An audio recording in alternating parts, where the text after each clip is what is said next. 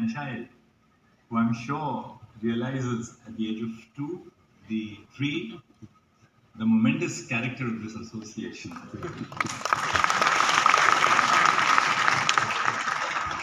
But YouTube is always there for the future when he grows up. A very good evening to everyone.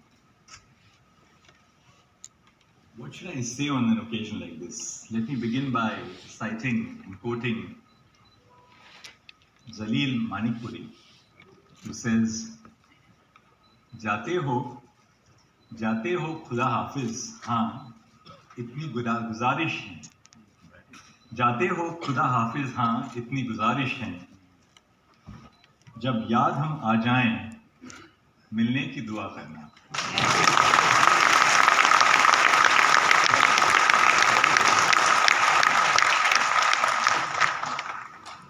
The lockdown, the period of the lockdown was marked by the exclusion of the period of limitation. I remember sitting in Justice Bobde's residence, Chief Justice Bobde's residence, and then in the office at 7 Krishnamandan Marg and penning that order on the exclusion of lockdown. But however careful we are as judges, we forgot one thing: the exclusion of time in the tenure of our colleagues on the Supreme Court. Perhaps we forgot to use the Article 142 power on that occasion, which we should have. The audience at the ceremonial court welcome this morning was just a reminder that perhaps we should have excluded the time of the pandemic from operating on the tenure of our 3 distinguished colleagues. We're very often referred to as a polycentric court, polyvocal court, because we sit in benches of 2 and 3 and we speak our own voices in those benches of 2 and 3. The word polycentric or polyvocal is often used in a slightly critical manner about the Supreme Court because of the tendency to have conflicting opinions. But I've always said, and I must say this evening, that our being polyvocal is a sign of our strength because it reflects our diversity. As we celebrate the careers of 3 colleagues drawn from 3 different parts of the country, each coming with their own experiences, their own learnings, their own spirituality, and having their own messages through their work and their experience. I know it's the last day of the term and I should be very brief this evening, but I cannot but use this occasion to speak of each of the 3 colleagues, all of whom I know so personally.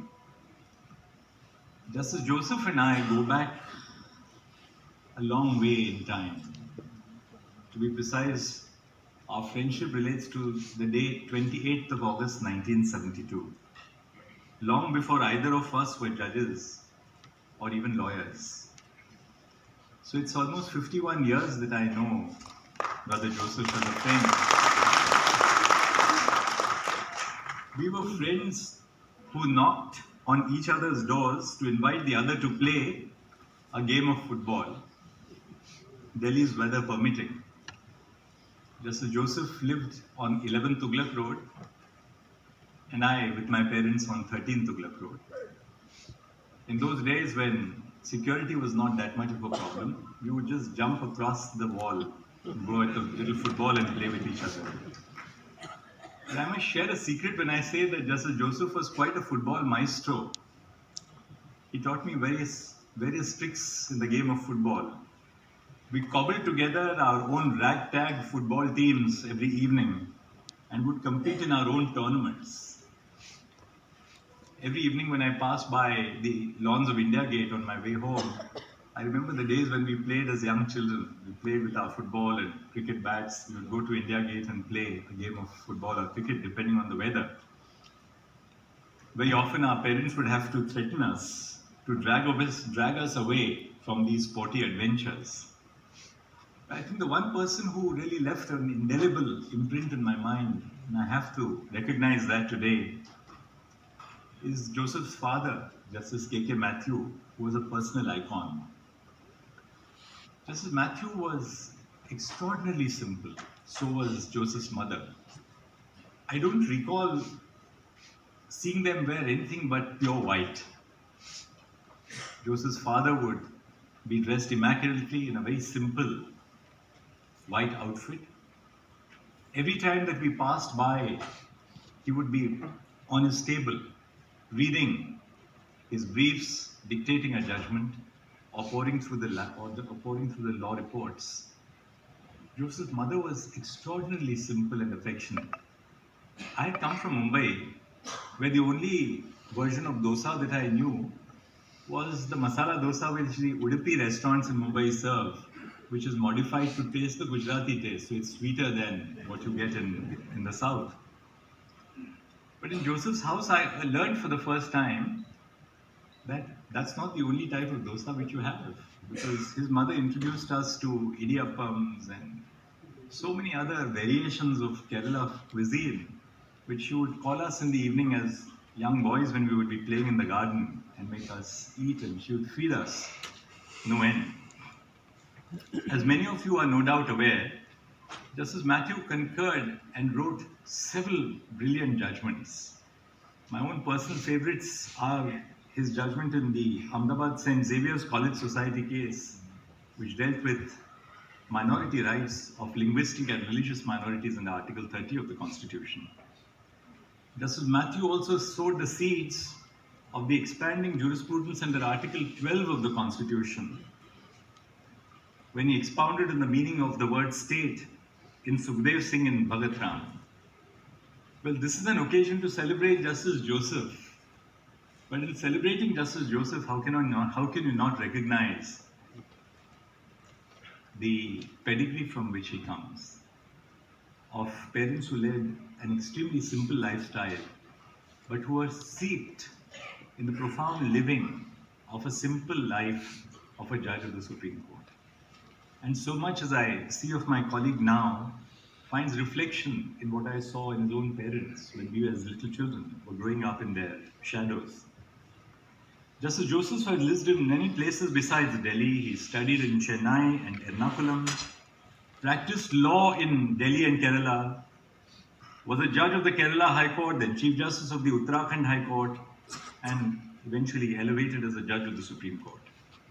He absorbed much and more from each of these places, and this is immediately evident to anyone who interacts with him. His knowledge on varied subjects shines through, not only on the bench but also off it. He was an eloquent and persuasive lawyer and is an erudite judge.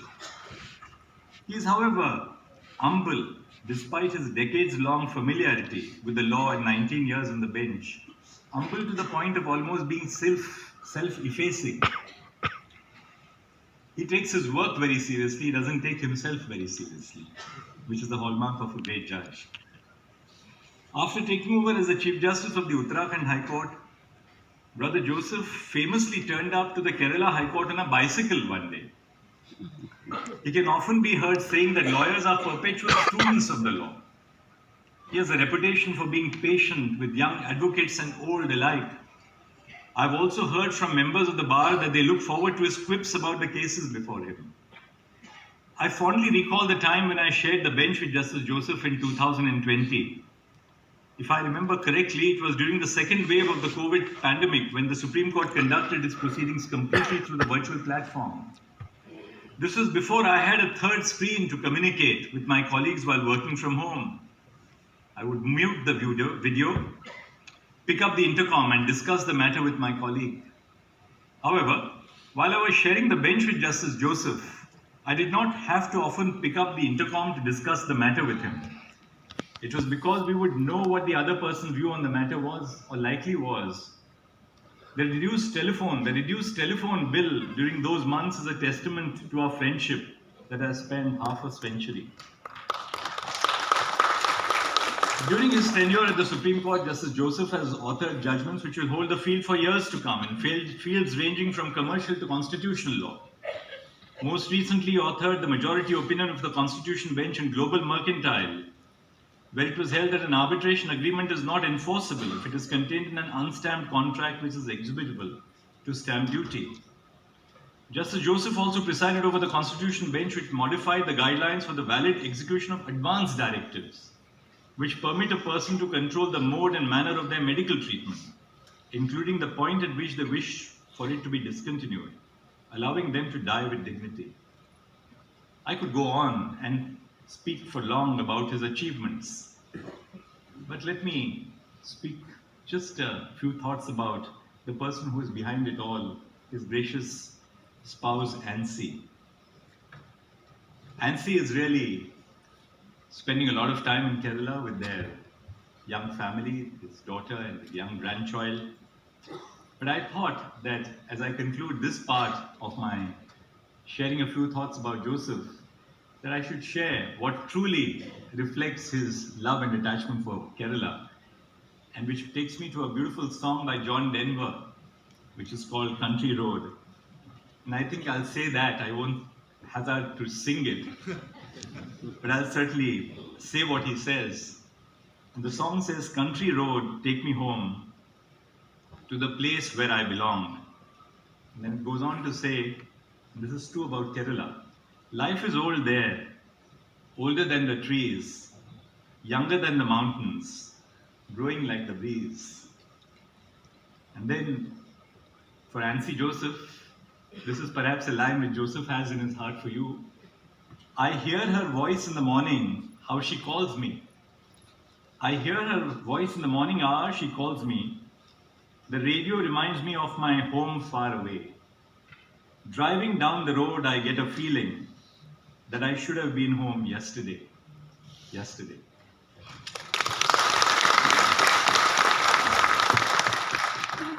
As for Justice Rastogi, I must begin by expressing my gratitude on behalf of the legal fraternity and the nation to Justice Rastogi for his remarkable career of public service and his commitment to the pursuit of justice. Our gratitude extends to the family of Justice Rastogi for supporting and standing by him throughout it all. With his father's legal acumen serving as a compass, the life of law beckoned a young Ajay Rastogi. He began his legal career by establishing his practice at the Rajasthan High Court in 1982, but was soon appointed as standing counsel for the Rajasthan High Court and took on the role of the president of the Rajasthan High Court Bar Association.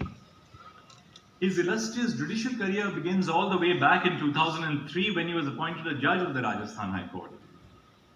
Justice Rastogi's remarkable leadership qualities, characterized by his vision and guidance, propelled the Rajasthan State Legal Services Authority to win the National Award for the National Legal Services Authority for 3 consecutive years.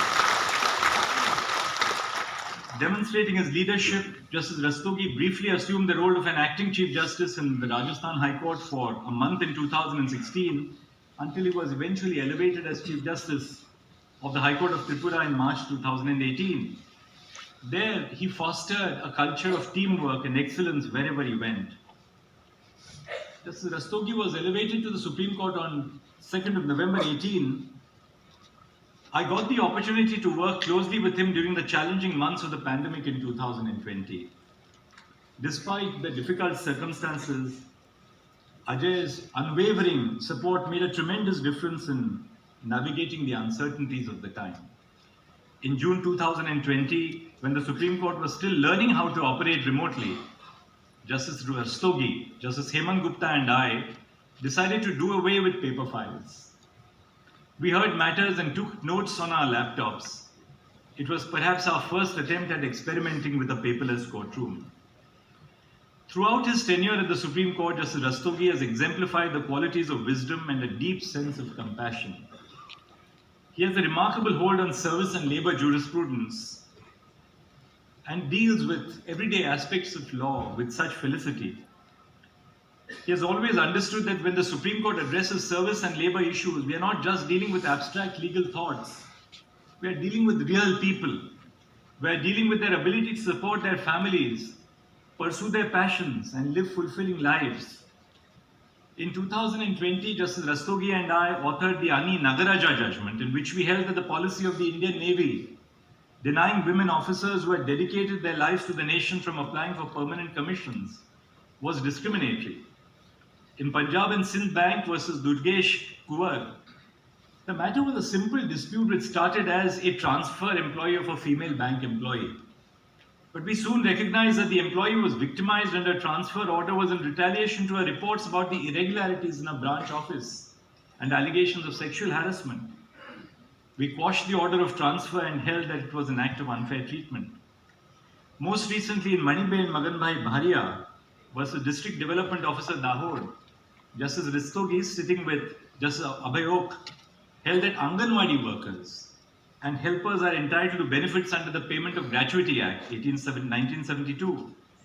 The judgment acknowledges the pivotal role played by Anganwadi workers in India's healthcare system and recognizes them as workmen and their legal right to gratuity. In his opinion, Justice Rastogi wrote, "The moot question may not only determine the rights of the contesting appellants working as Anganwadi workers or helpers who are discharging a pivotal role in the society at the grassroots level. It may also give a thought process to the legislature to consider as to whether the applicability of gratuity being a social security measure be extended to the employees who serve the establishment in an organized or unorganized sector and in one way or the other contributing in the sustainable development of the nation." So while as Supreme Court judges we decide abstract principles of law, these judgments which touch the lives of common citizens are a reminder, constant reminder, that the lives of Supreme Court judges are inextricably linked with the lives of our citizens. I truly believe that it is through the lens of such matters that we can gauge the extent to which justice prevails in our society. With each verdict delivered and every precedent set, Justice Rastogi ensured that the values enshrined in our Constitution are upheld and protected. As a mentor, Justice Rastogi has inspired many by his extraordinary willingness to listen and offer wise counsel to others. In his daily interactions with the interns who come into his office, his law clerks, he encouraged them to think like counsel and often asked them to argue a case from both sides, honing their advocacy skills in the process and motivating them to reach their full potential. I had recently requested Justice Rastogi to attend an international conference in Russia with Justice Sanjeev Khanna.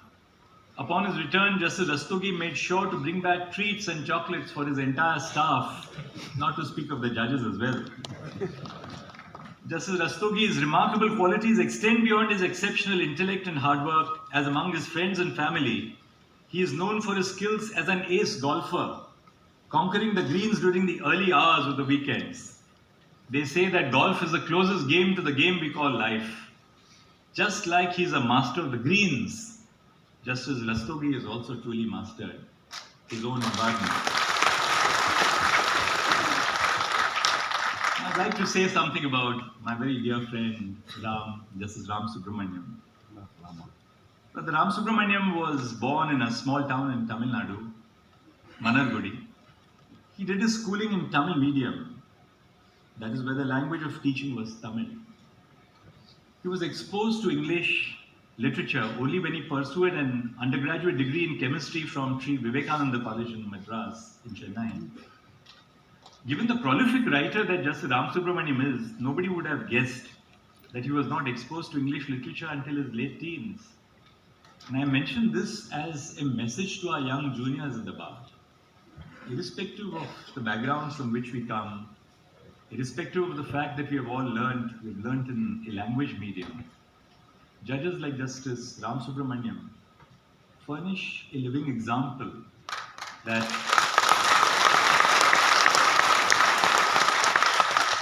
your dreams are for you to pursue. For, as it is said, if your reach is not greater than your grasp, what is heaven meant for?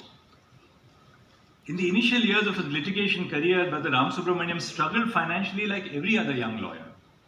The lack of a decent pay for young litigating lawyers has always been a hindrance to professional achievement. I have heard that Ram's mother would give him 2 rupees and 50 paise every day. He would spend 1 rupee and 50 paise on travel to and from the court, 75 paise on lunch, and 25 paise on tea. I sometimes tend to exaggerate, but I'm sure on this one I'm absolutely accurate. In more ways than one, Justice Ramasubramanian's life and the struggles that he faced to reach the Supreme Court are a testament that there is no substitute for hard work. For it is only hard work and perseverance that will help you reach the pinnacle of success. But above all, Brother Ramasubramanian is famous for his wit and wordplay. It goes without saying that his presence would lighten up the mood of the room. I'm sure most of you have been at the receiving end of it once when you appeared before him. He uses his sense of humor to motivate young lawyers and ease up the tense atmosphere in a courtroom. This seemingly small gesture goes a long way in building up the confidence of young lawyers. A judge brings to the table their expertise on the law. We must not forget that in addition to that, they bring a human touch to the law and the way proceedings in the court are conducted. They leave an everlasting impression on the lawyers, the litigants, and the staff. Brother Ram, I'm sure that you will be remembered for your erudite judgments and your story-like style of writing them. Your landmark judgments, for instance, opening up India to cryptocurrencies and ensuring the application of environmental protection in Kerala's coastal areas, uphold constitutional values and compliance with the law.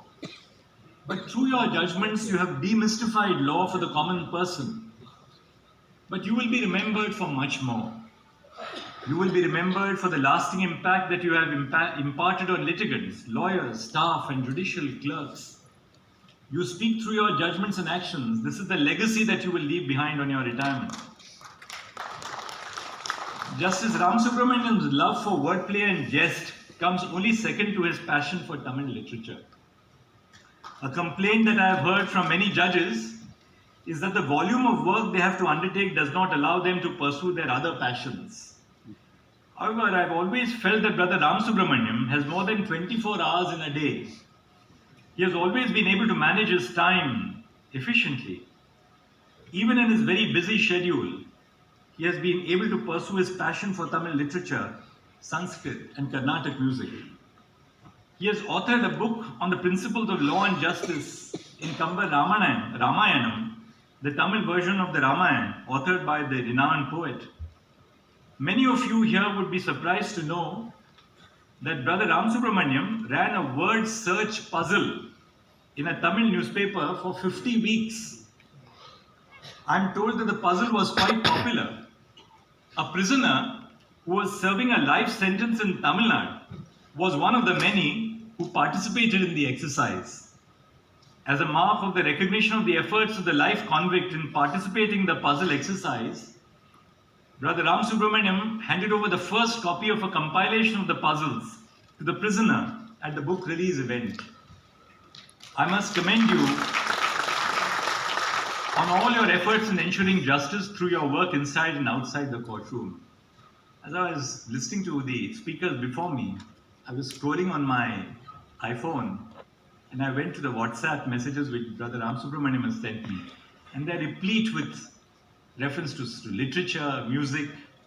For those of you who believe from what has been heard that he is an expert in Carnatic music or Tamil literature, that's far from the truth.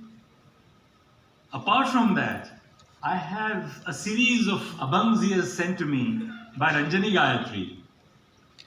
And then there is Aigiri Nandini by Maithili Thakur, which is his personal favorite, which is again something which I learned from him. I must tell you all that there is only one person in this hall who has the ability to engage with Brother Ram on any topic, be it on law, current affairs, politics, or culture. And that would be his partner, Ms. Saraswati.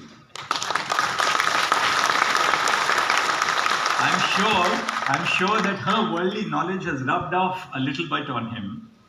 I hope you enjoy your post-retirement life surrounded by a mountain of books. As I said this morning in the formal court farewell, I've been trying my best for the last several weeks to persuade Ram to accept a post-retirement assignment. But he is not relenting. He wants to be a free bird. In parting then, I would like to recite the Irish blessing from all of us to my dear friends and colleagues, Justices Joseph, Rastogi, and Ramasubramanian. The blessing is like this, blessing of a younger brother. May the road rise up to meet you. May the road rise up to meet you. May the wind be always at your back. May the sun shine warm upon your face. The rains fall soft upon your fields. And until we meet again, May God hold you in the palm of His hand. We wish you a healthy and peaceful time ahead. Thank you for your service to our country and